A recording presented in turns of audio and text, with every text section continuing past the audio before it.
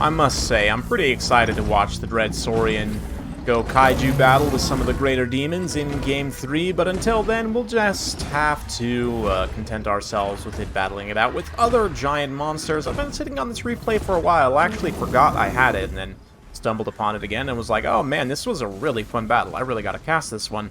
Myself versus Ryder Rohan from a patron practice session maybe like a month or so ago.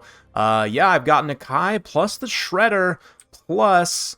For a caster, of course, we've got to have a little bit of healing, so we've got a Skink Oracle on a Troglodon up front, some Skink Skirmishers and Skink Cohorts, a few Javelins as well, very cheap on the infantry, as, yeah, I've gone with a ton of value on these single entities here. For Ryder Rohan, he's also got a big high-value single entity, IMRIK, up on the Star Dragon, definitely got his work cut out for him, some White Lions, some Rangers. Sisters of Avalorn going to be pretty key here as well. Mage of Life. There's 3 Lion Infantry. 2 Dragon Princes, also going to be very good against all of my light Skink Infantry.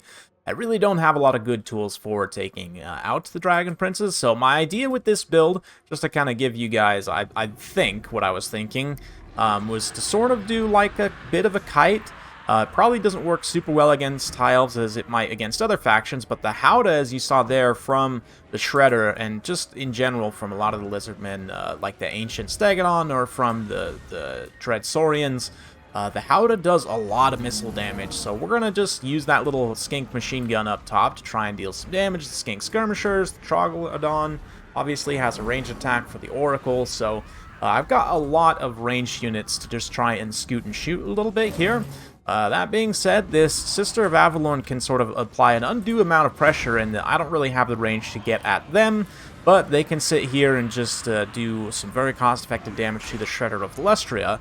While the DPS isn't, like, completely insane, it's definitely enough that it's uncomfortable for me, so it's hard for me to just stand and shoot, but we're going to attempt to do so anyway.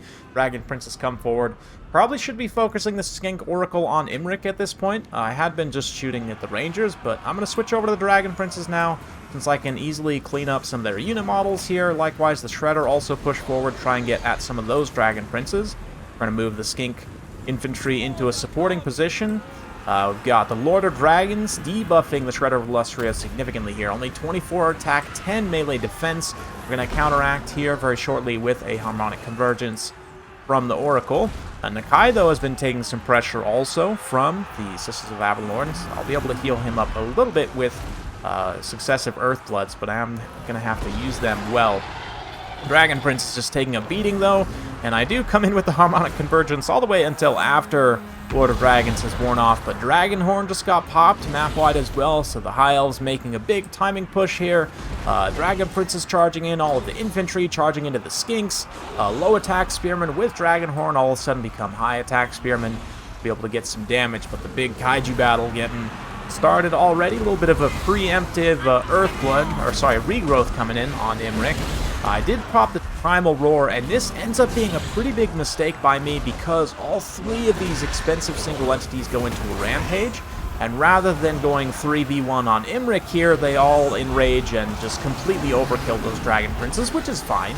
But that does allow IMRIK to get back up into the air, and the Sisters of Avalorn are also able to continue pressuring this whole time.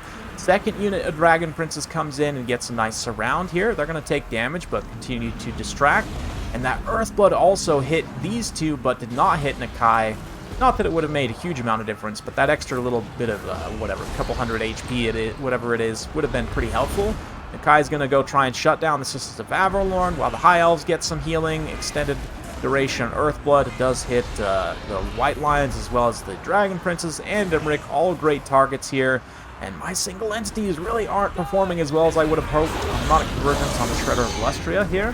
88 attack and 750 weapon strength. I've been making pretty good contact on IMRIK, but at the same time, not getting enough contact.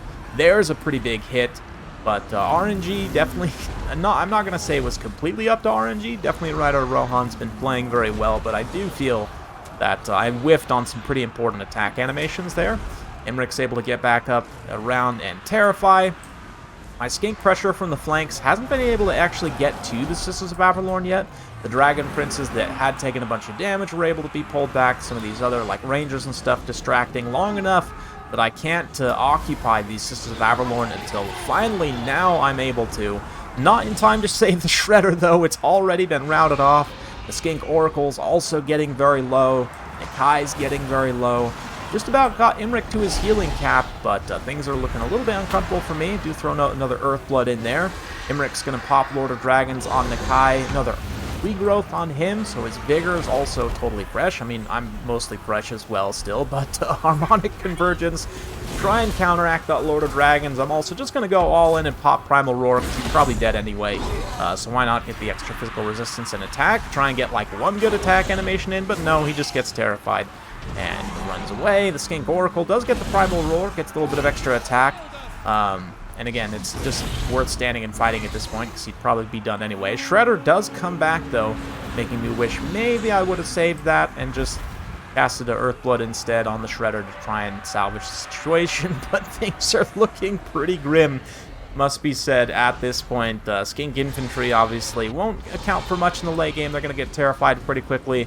Moving into a position to try and shoot IMRIK with the Howdah, but he's like, you know, I'm a dragon, I can shoot back, right, with my breath attack, and that's going to be enough to shatter the Shredder, which will lead to army losses for me. So great job to Rider of Rohan, have to say, did a really nice job keeping IMRIK alive in what I would say is a pretty disfavorable situation. Granted, I did make a few minor mistakes there that ended up costing me a lot more than I thought they did initially.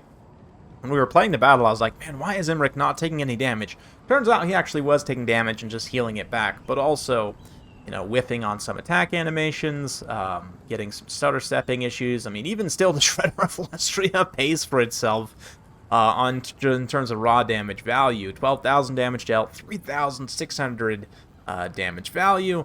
Very impressive. The rest of my build kind of let me down a little bit here. Skink Skirmishers, some of them paid for themselves, some of them did not. I guess they are very cost-effective generally. I can't complain too much about the cohorts either. They're mostly here just to get run over, and some of them do pay for themselves, but Nikai really was the weak spot for me. In hindsight, you know, Nikai's fun.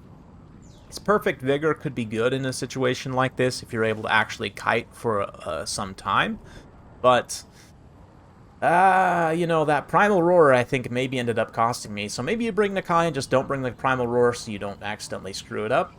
Or else you could alternately take, like, the Croc Score Ancient for a similar type role, but an AoE attack buff that doesn't result in your units going out of control. The Oracle also, you know, it gets some pretty good value back. Didn't quite pay for itself in terms of damage. I also could have been a little bit better with the healing. That's on me, you know, fully admit my mistake there. Rider of Rohan, I have to say, on the other hand, did excellently with his healing. 3,300 damage value on IMRIK. Big result of that is just eating all of the magic of this Mage of Life here, to be expected. And also the Sisters of Avalorn, just my inability to shut them down resulted in massive damage value, as we're almost 10,000 damage. 10,000 damage dealt, 3,300 damage value. The White Lion Infantry here, one of them 125 kills, almost no damage value. I mean, 567. One of them 58 kills, but 975 damage value. These guys are probably supporting against the monster engagement, which they will do very well against big armored monsters. And Dragon Princess ate some damage pretty hard, but one of them does return its value back. So very fun battle. Big ups to Rider Rohan. I forgot I had this one, but I'm glad I rediscovered it, because that was a very fun battle, and hopefully you guys enjoyed it as well. If you do like this sort of content, be sure to like, subscribe, hit that bell notification button. Every time I upload a new video, you'll be notified. Thanks again. See you next time.